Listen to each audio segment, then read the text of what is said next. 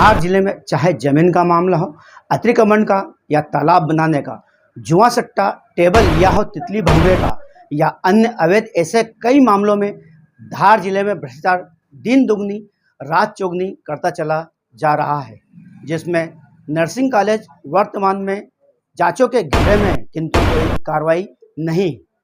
नमस्कार, आप देख रहे हैं MP29 न्यूज़। मेरे साथ मैं हूं पन्नालाल बाथम। हम बात करते हैं शिक्षा के क्षेत्र की। तो शिक्षा के क्षेत्र में भी पालकों को हजारों रुपया मनमाने ढंग से लूटा जा रहा है, जिस पर अधिकारी मौन है। 2023 में 7वें महीने में आवेदन दिया, किंतु जिले पर बैठे अधिकारी आखिर क्यों चुप्पी साधे हैं? आज तक कोई कार्रवाई नहीं। उस पालक पर भी नर्सरी की किताबों का हजारों रुपए का पड़ा बोझ। फिर पालक द्वारा 7/2023 को दिए आवेदन की कोई सुनवाई नहीं को लेकर फिर 7/2024 को फिर पहुंचा जन सुनवाई में और दिया आवेदन। कलेक्टर महोदय ने आवेदन भी लिया, जिस पर जिला शिक्षा अधिकारी संज्ञान लेते या नहीं। उस पालक द्वारा बताया कि क्या प्रकरण लेके आए थे, क्या मामला है? मैं मेरे बच्चे के लिए बुक से लेने गया था मंगलम स्टोर पे, और अन्य दुकानों पे भी यही दादागिरी चल रही। स्कूल वाले लिख के दे देते हैं कि ये किताबें यहीं मिलेगी तो वहीं से मिलेगी। स्टोर वाले और स्कूल वालों की मिलकर दादागिरी चल रही है यहाँ पे। इसीलिए मैं कलेक्टर साहब को जन सुनवाई में आवेदन देने आया था। कौन से स्कूल में पढ़ता है आपका बालक? City international. सिटी इंटरनेशनल की किताबें सिर्फ मंगलम स्टोर्स पे ही उपलब्ध है? सिर्फ और सिर्फ मंगलम स्कूल के द्वारा? हाँ, स्कूल के द्वारा नाम बताया गया और सिर्फ वहीं पे मिली, मंगलम स्टोर पे। उसके अलावा अन्य दुकानों पे भी मैंने जाके पूछा, नहीं मिली है। और सभी किताबों के रेट, मैंने ये किताब इंदौर में पूछी थी तो आधे रेट में मिली, और यहाँ पूछी तो डबल रेट में मिली। और सभी स्कूल वालों से भी यही निवेदन है मेरा कि पर्टिकुलर दुकान का नाम नहीं देते हुए सभी दुकानों पे किताबें उपलब्ध कराई जाए। आपका बालक सिटी इंटरनेशनल पढ़ता है, जब उसको किताबें लाने के लिए बोला गया तो क्या आपको स्पष्ट रूप से बोला गया कि मंगलम से ही खरीदना है?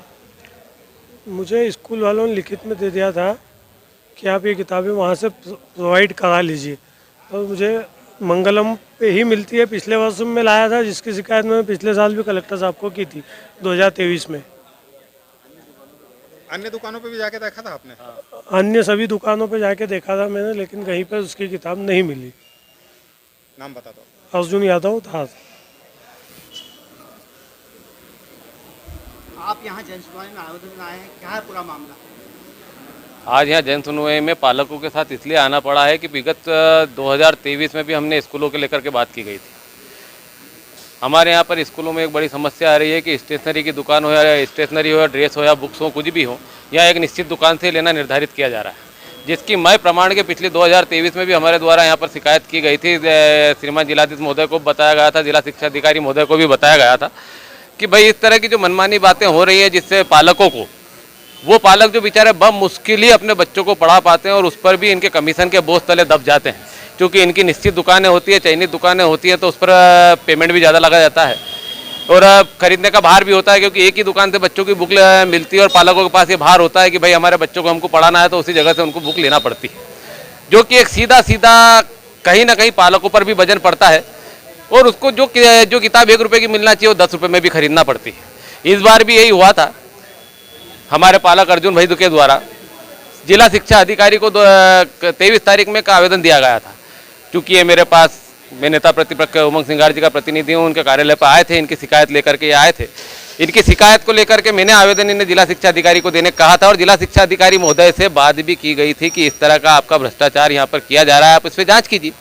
जिला शिक्षा अधिकारी महोदय ने कहा था कि हम जांच कमेटी बनाएंगे और उसके ऊपर कार्रवाई करेंगे। उसके बाद उनसे 3 बार बात की जा चुकी है, ऑफिस से बच्चा जा चुका है, उन्होंने आज तक किसी भी तरह की कोई जानकारी हमें देना उपलब्ध नहीं समझा, ना ही कोई जानकारी उपलब्ध कराई, नहीं किसी तरह की उन्होंने बात करना उचित समझा है। और ना ही संबंधित दुकान जो भी होगी शहर में, हम एक दुकान की बात नहीं करते हैं, पर जितनी भी दुकानें हैं पूरे जिले में जो हो रहा है और ये स्टेशनरी का काला कारोबार जो किया जा रहा है, इसे रोकने के लिए उन्होंने क्या कार्रवाई की, इससे आज तक हमें अवगत नहीं कराया। इसलिए मजबूरन आज हमको यहाँ जन सुनवाई में आना पड़ा और जन सुनवाई में आकर आवेदन कलेक्टर साहब को ये पर दिया गया है। अगर इस तरह की कार्रवाइयाँ ये लोग नहीं रोकते हैं, इस तरह का शिक्षा माफिया जो चला आ रहा है, जो बीजेपी के राज में जो आज ये शिक्षा माफिया चल रहा है, कभी व्यापम हो गया, कभी BSc नर्सिंग का काम हो गया, कभी नीट जैसे बड़े बड़े शिक्षा के क्षेत्र में जहाँ चिकित्सक बन के जाना है उनमें जो माफियाओं में राज हो रहा है, और वहीं प्राइवेट स्कूलों में जो इनका इस तरह से हरकतें की जा रही है, शिक्षा के नाम पर पैसा लिया जा रहा है, शिक्षा के नाम पे कमाया जा रहा है, और पालकों के जागरूक होने के बावजूद भी अगर कार्रवाई नहीं की जा रही है तो आज यहाँ जन सुनवाई में आवेदन दिया गया, और अगर इसके बाद भी इनके द्वारा कार्रवाई नहीं की गई तो विधानसभा में भी आवाज़ उठाई जाएगी और धार के कोने कोने में भी बैठ के धरना दिया जाएगा, आंदोलन किया जाएगा और पालकों के साथ हो रहे इस अन्याय को रोका जाएगा। अजय डॉक्टर मनोहर सिंह ठाकुर, प्रवक्ता, दौर जिला कांग्रेस प्रवक्ता, नेता प्रतिपक्ष प्रतिनिधि।